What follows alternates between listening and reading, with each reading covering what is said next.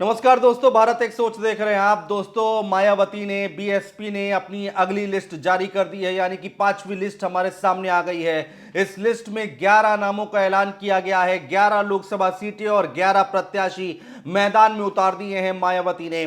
कौन कौन सी वो सीटें हैं, जल्दी से मैं आपको उन लिस्ट के नाम बताता हूं। उस लिस्ट में कौन कौन से नाम है वो मैं आपको बताता हूं। उसके बाद हर एक सीट का विश्लेषण जरूर करेंगे। क्या कुछ खास बातें निकल कर आ रही हैं इस लिस्ट में, और जो नाम निकल कर आए हैं उनके पीछे की रणनीति क्या है, सोच क्या है, ये सब कुछ हम आपको बताने जा रहे हैं। तो 11 नामों की लिस्ट जल्दी से मैं आपको बताता हूं। सबसे पहले मैनपुरी। जी हां, मैनपुरी में मायावती ने पहले ही प्रत्याशी घोषित कर दिया था, लेकिन अब प्रत्याशी बदल दिया है और अब शिव प्रसाद यादव को टिकट दिया गया है मायावती की तरफ से मैनपुरी में, जहां से डिंपल यादव ताल ठोक रही हैं समाजवादी पार्टी की तरफ से। विश्लेषण करेंगे, लेकिन एक एक करके जल्दी से मैं आपको सीटों के बारे में बता देता हूं।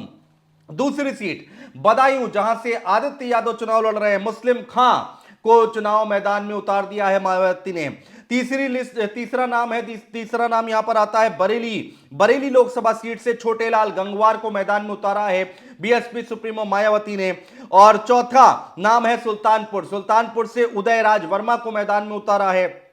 पांचवा नाम है दोस्तों फर्रुखाबाद लोकसभा सीट, क्रांति पांडे को मैदान में उतार दिया है। छठा नाम है बांदा से मयंक द्विवेदी को मैदान में उतारा है।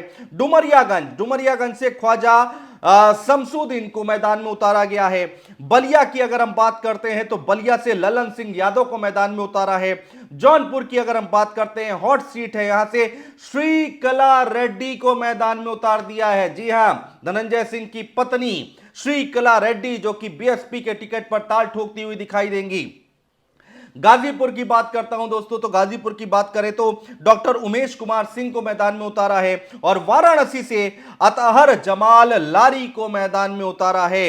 एक एक करके इन 11 सीटों का हम हाल आपको बताएंगे कि आखिर यहां पर समीकरण क्या बैठ रहे हैं, सामने कौन है, कितनी टफ फाइट है, ये सब हम आपको इस वीडियो में बताने जा रहे हैं दोस्तों। तो दोस्तों, सबसे पहले हम बात करेंगे मैनपुरी लोकसभा सीट की, जहां पर डिंपल यादव चुनाव लड़ रही हैं और नामांकन से ठीक 2 दिन पहले मायावती ने अपना प्रत्याशी बदल दिया है। गुलशन देव शाक को पहले टिकट दिया गया था, अब उनका टिकट काटकर शिव प्रसाद यादव को चुनावी मैदान में उतार दिया है मायावती ने। और यहां से बीजेपी ने योगी सरकार में मंत्री हैं जयवीर सिंह, जिनको टिकट दिया है, ये बीजेपी के प्रत्याशी हैं। तो यहां पर एक तरफ है डिंपल यादव, दूसरी तरफ है शिव प्रसाद यादव और तीसरी तरफ है मंत्री जयवीर सिंह। यहां पर मामला क्या त्रिकोणीय होता दिखाई दे रहा है, मुकाबला क्या त्रिकोणीय होता दिखाई दे रहा है। लोग अब यह कह रहे हैं दोस्तों कि यादव प्रत्याशी उतारने के बाद क्या मायावती ने भारतीय जनता पार्टी को यहां पर मदद कर दी है क्या, कि इसका सीधा फायदा क्या बीजेपी को होगा क्या? क्योंकि शिव प्रसाद यादव की अगर हम बात करते हैं दोस्तों, तो शिव प्रसाद यादव की यादव वोटर्स में अच्छी खासी पकड़ बताई जा रही है।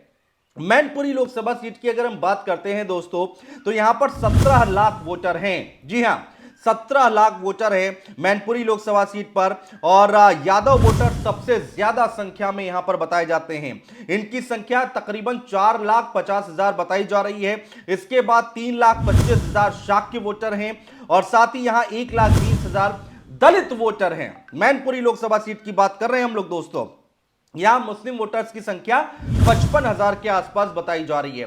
तो ये मैनपुरी का गणित हम आपको बता रहे हैं दोस्तों, एक एक करके हर एक सीट का हम आपको हाल बता रहे हैं, और इसके साथ ही साथ कहां पर कितनी मजबूती के साथ कौन सा प्रत्याशी लड़ता हुआ दिखाई दे रहा है, यह हम आपको बता रहे हैं दोस्तों। हम लोग चुनावी यात्रा में निकले हुए हैं, लगातार पश्चिमी उत्तर प्रदेश का दौरा कर रहे हैं, लेकिन जब भी ऐसी कोई बड़ी खबर आती है, बड़ा यहां पर बदलाव होता है, तो वो हम आपको बताने की कोशिश जरूर करते हैं। और इसी के साथ ही एक बार फिर से हम चुनाव यात्रा के बीच में पश्चिमी उत्तर प्रदेश से आपको बता रहे हैं कि आखिर मायावती की रणनीति क्या है और उन्होंने किस किस प्रत्याशी को कहां से उतारा है। चलिए बढ़ते आगे, बात करेंगे बदायूं लोकसभा सीट की।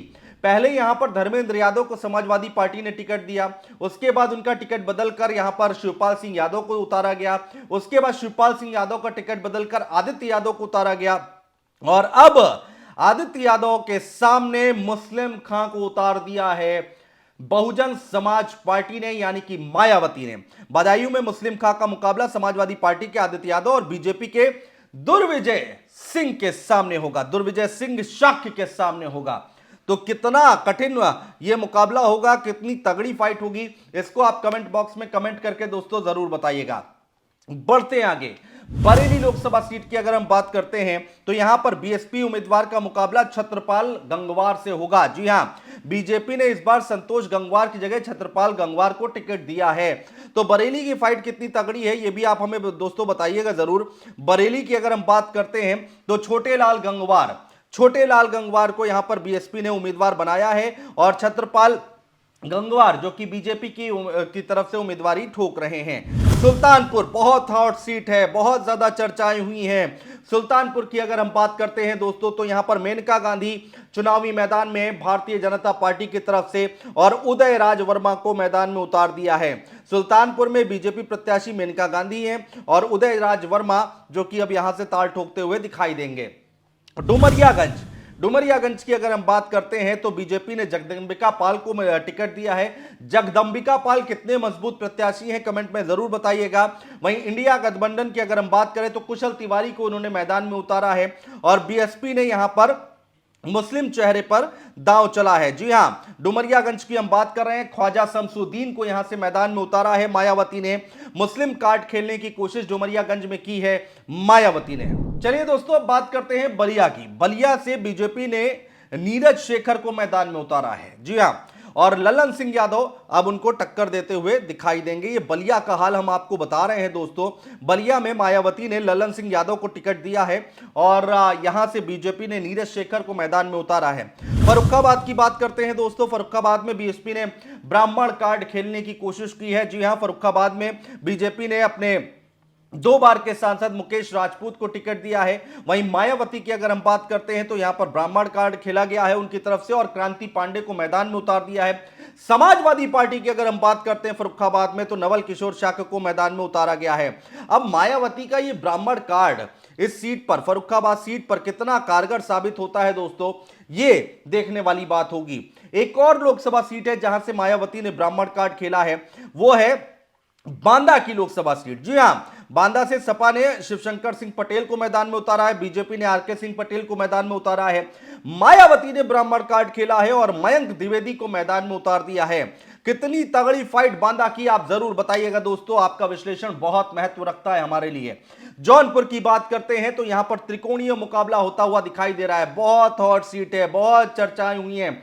धनंजय सिंह की वजह से बहुत चर्चाएं हुई है। धनंजय सिंह अखिलेश यादव की मुलाकात, उसके बाद यह कहा गया कि अखिलेश यादव धनंजय सिंह का सपोर्ट करेंगे, मैदान में उतार सकते हैं। धनंजय सिंह जेल चले गए, उसके बाद यह कहा गया उनकी पत्नी है श्रीकला रेड्डी, उनको अखिलेश यादव मैदान में उतार सकते हैं, लेकिन नहीं, यहां पर बाजी पलटती दिखाई दे रही है। यहां पर बहुत टफ फाइट होती दिखाई दे रही है। जौनपुर में बीजेपी ने कृपाशंकर सिंह को मैदान में उतारा है महाराष्ट्र लाकर और सपा ने बाबूलाल कुशवाहा को चुनावी मैदान में उतार दिया है।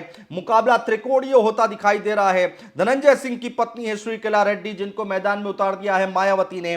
श्रीकला रेड्डी तेलंगाना से आती हैं और तेलंगाना में के रसूखदार बिजनेसमैन निप्पो ग्रुप से ताल्लुक रखती हैं। 2021 में धनंजय सिंह ने अपनी पत्नी को जौनपुर का जिला पंचायत अध्यक्ष बनवा दिया था और अब श्रीकला रेड्डी के आने के बाद कितना मुकाबला टाइट है, कितनी टफ फाइट है, ये आप अंदाजा लगाइए दोस्तों।